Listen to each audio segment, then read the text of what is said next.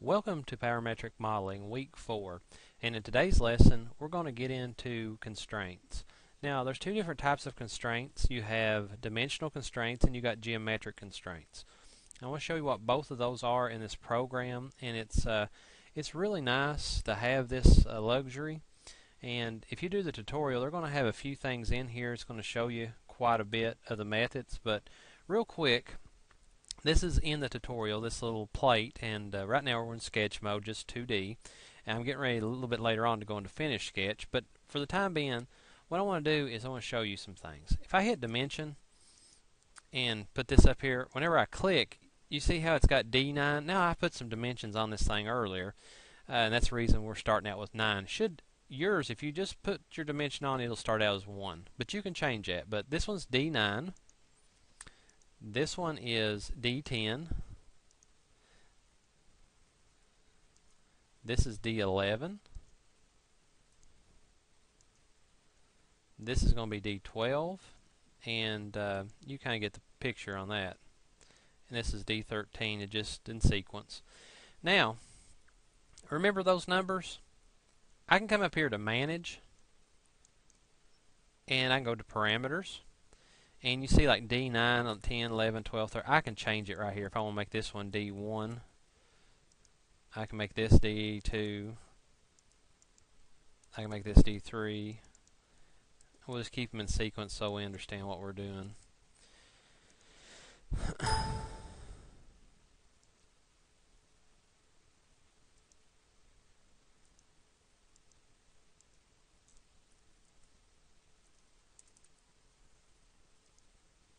Okay. Now, really cool thing about having these parameters is, let's say for instance, I want to make multiple of these plates, multiple designs, and the only thing different, the hole stays in the center, but only thing changes is my width and my height. So, check this out. You can come in here and put like a, you can put a formula in. Let's say for instance, for this hole right here is 2.5, and its overall is 5, so it would be right in the center. Why don't I do this? This 2.5 is right here. It's D5. Click on it, and the 5 was the first one we put on, so it's D1, as you can see. I just type in D1, divide it by 2, and you see this FX. That means it's fixed 2.5. Now I can also, this is the thing. I can come in here and I can change the width of that 5 to 4 if I wanted to.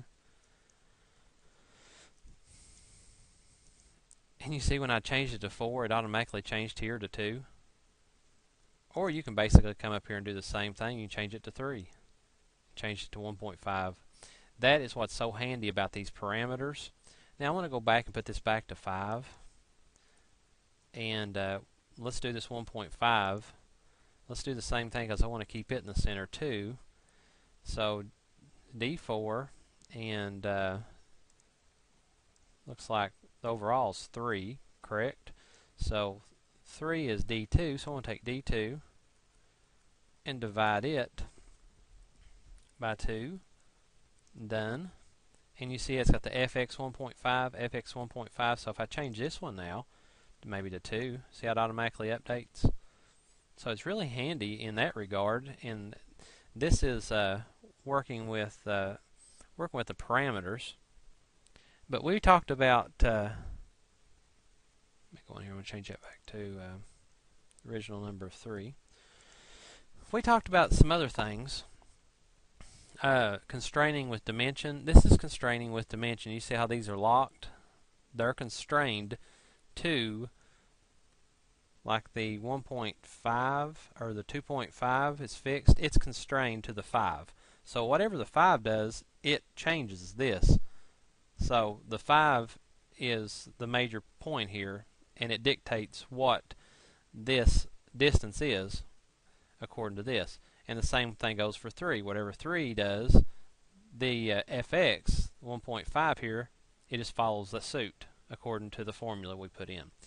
Now also you're going to find out some stuff. Now check this out. If I come in here and let's see, let's put some more dimensions in. I just have to hit sketch, and you'll see if I come over here and go from side to side here, it's 2.5, but it's going to bring up this over constrain the sketch. What it means is I don't need that.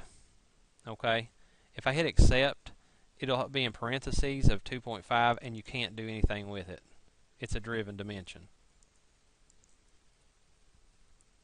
Alright, so let's add something to it just to show you a little more what I'm talking about. If I take this line,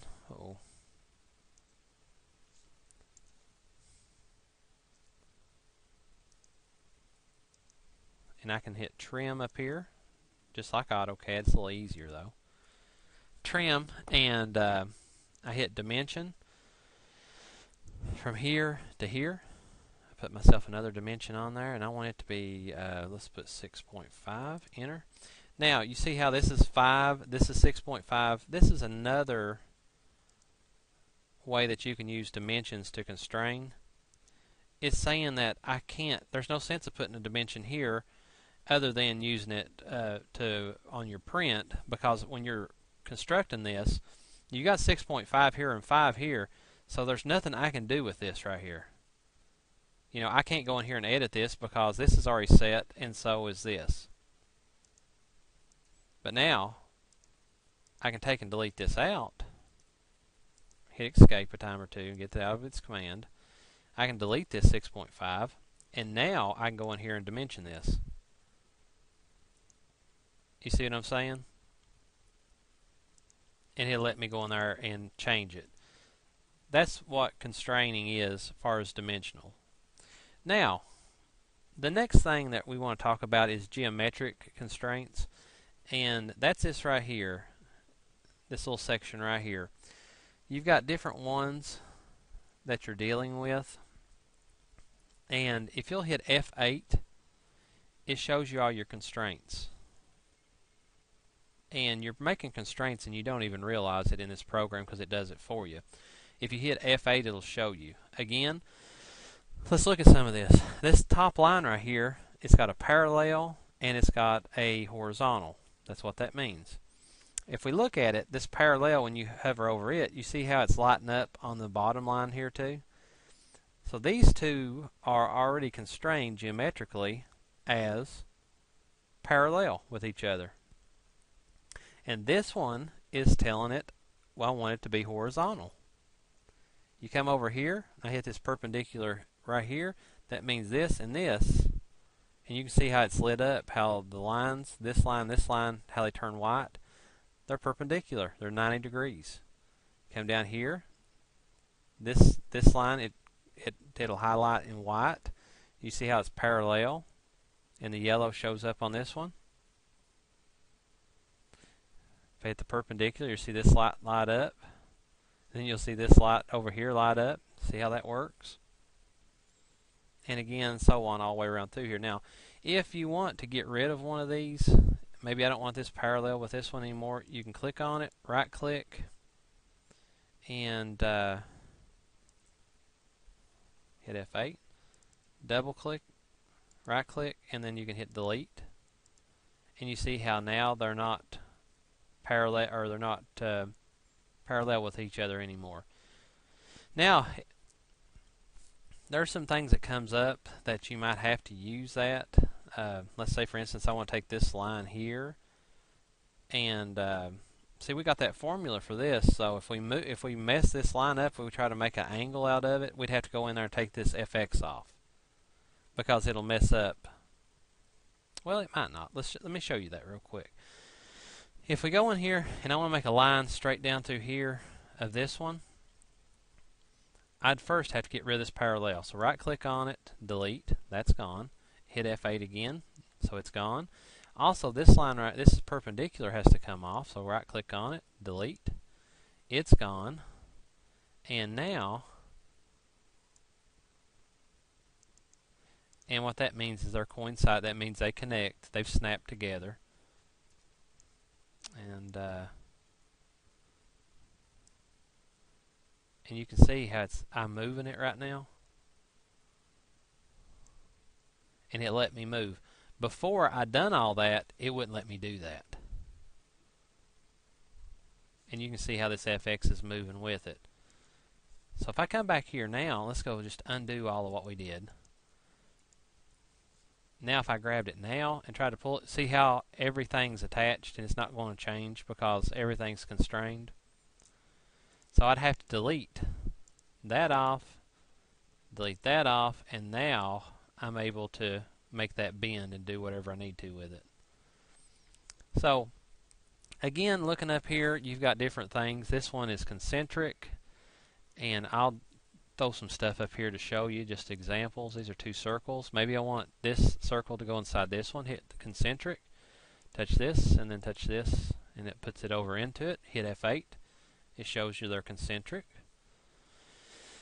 You can hit lock and lock it where that cannot be, or this one right here is not going to move on the outside. See, I can't move it. If I take that and delete that off, the lock off of it,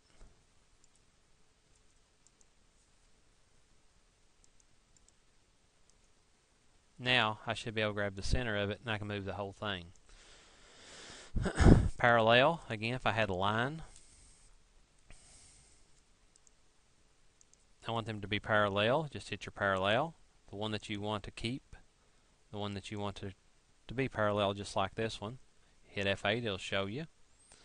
Perpendicular, maybe I want to delete. Let's delete this off. I want these lines to be perpendicular. I want this to be my first one. This one perpendicular to it.